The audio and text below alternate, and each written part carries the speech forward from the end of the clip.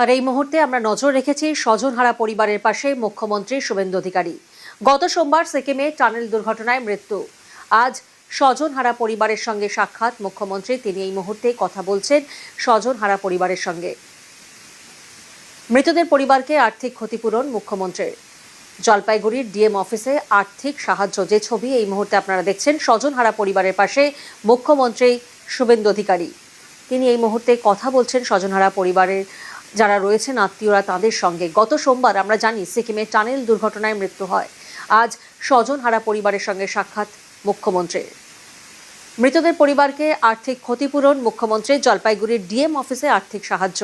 পার্থ প্রতিনিধি আমাদের সঙ্গে রয়েছেন এই মুহূর্তে। পার্থ, মুখ্যমন্ত্রীকে কাছে পেয়ে স্বজনহারা পরিবার তারা কি জানাচ্ছেন? সাউথ সিকিমের নামচিতে যে দুর্ঘটনা ঘটে টানেল বিস্ফোরণ, এবং সেখানেই কিন্তু 25 জনের মৃত্যু হয়। তার মধ্যে 11 জন রয়েছেন আমাদের রাজ্যে।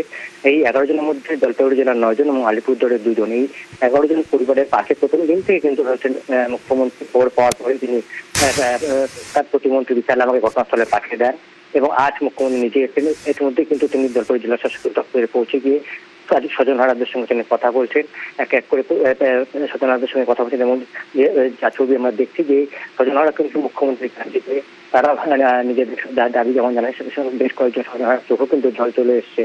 এত তাড়াতাড়ি মুখ্যমন্ত্রী তাদের পাশে এসে দাঁড়াবেন এবং ঘটনার 7 দিনের মধ্যেই কিন্তু মুখ্যমন্ত্রীর এই উত্তরের শ্রমিকদের পরিবারের পাশে এসে দাঁড়িয়েছেন। স্বাভাবিকভাবেই কিন্তু গোটা বিষয়টা যথেষ্ট যারা এসে স্বজনহারা, যারা এই জলপাইগুড়ি জেলার নাগরাকাটা ব্লকের 9 জন রয়েছেন এবং আলিপুরদুয়ার জেলার 2 জন রয়েছেন। এবং তাদের সঙ্গে কথা বলে এবং তাদেরকে আর্থিক সাহায্যের কথা ঘটনার পরেই কিন্তু ঘোষণা করেছিলেন মুখ্যমন্ত্রী যে পরিবার পিছু মৃত্যু পরিবার পিছু 5 লক্ষ করে হবে চেক দেওয়া হবে। চেক কিছুক্ষণের মধ্যে কিন্তু তুলে দেওয়া হবে। রয়েছেন পার্বত্য বিষয়ক এবং স্বরাষ্ট্র দপ্তরের প্রতিমন্ত্রী বিশাল লামাও। এবং এক এক করে মুখ্যমন্ত্রী কিন্তু যারা সেদিনে এই সাউথ সিকিমের নামচিতে যে এনএসপিসি যে নির্মীয়মান টানেল যে বিস্ফোরণ ঘটে, তাতেই কিন্তু মৃত্যু হয় আমাদের কাছে 11 জনের। এরা প্রত্যন্ত চা বাগান আদিবাসী অধ্যুষিত এলাকার যারা শ্রমিক, তারাই কিন্তু সেখানে কাজে যোগ দিয়েছিলেন। এবং কেন তাদের কাজে যোগ দিতে হয় এইসব বিষয় নিয়ে কিন্তু মুখ্যমন্ত্রী সরাসরি তাদের যারা মৃতদের পরিবারের লোকদের সঙ্গে সরাসরি কথা বলছেন।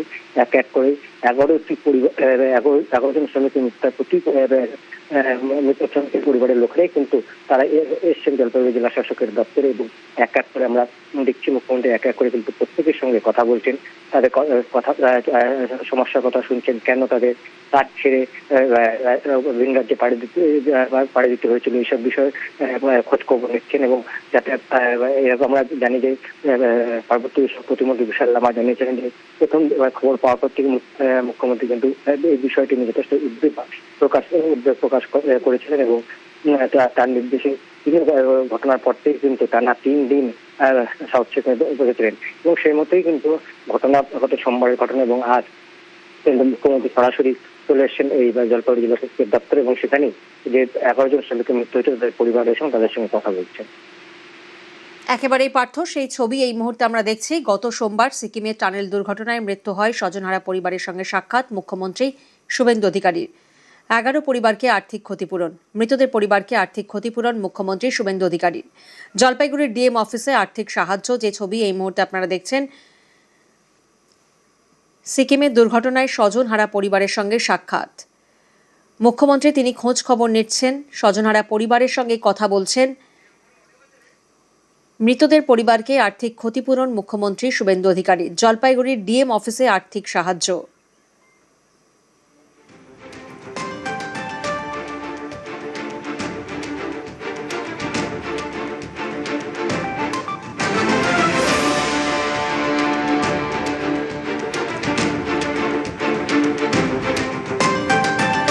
পার্থ প্রতিনিধি রয়েছেন এই মুহূর্তে আমাদের সঙ্গে। আবারও পার্থর থেকে জানবো। পার্থ, যেমনটা তুমি বলছিলে মুখ্যমন্ত্রীকে কাছে পেয়ে তারা তাদের অভাব অভিযোগের কথা জানাচ্ছেন, কি কথাবার্তা চলছে এই মুহূর্তে, কিছু জানা যাচ্ছে?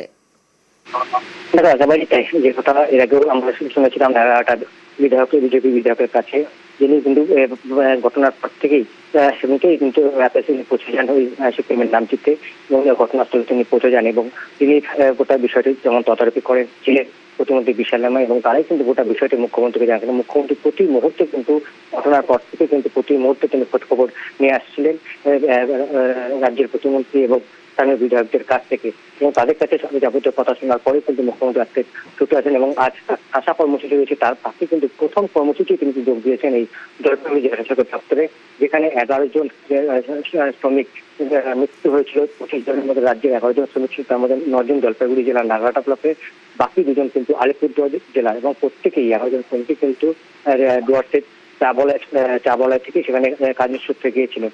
কেন গিয়েছিলেন, কারণ এই যে সময় তারা গিয়েছিলেন বাম আমলে যেমন আমরা দেখেছি অনেক শ্রমিক তারা ভিন রাজ্যে কাজের খোঁজে গিয়েছিলেন, এবং গত 15 বছর কিন্তু চা বাগানের অনুন্নত এলাকার শ্রমিকরা তারা কিন্তু কাজের খোঁজে ভিন রাজ্যে পাড়ি দিয়েছিলেন, এবং সেই সূত্রে তারা যান এবং যাতে নতুন করে কাজের জন্য ভিন রাজ্যে আমাদের রাজ্যের শ্রমিকদের যেতে না হয় সেই বিষয়ে যথাযথ ব্যবস্থা নেওয়া হবে, এমনটাই কিন্তু দুর্ঘটনার পর আশ্বস্ত করেছিলেন রাজ্যের প্রতিমন্ত্রী বিশাল লামা। গোটা বিষয়ে তিনিও মুখ্যমন্ত্রীকে জানিয়েছিলেন, এবং সেই মতোই কিন্তু মুখ্যমন্ত্রী ঘটনার ঠিক 7 দিনের মাথায় ছুটে এসেছিলেন জলপাইগুড়ি জেলা শাসকের দপ্তরে। ইতিমধ্যেই 11 জন মৃত শ্রমিকের পরিবার তারা আইনজীবী এবং স্বজন হারাদের সঙ্গে মুখ্যমন্ত্রী কিন্তু নিজে যাচ্ছেন।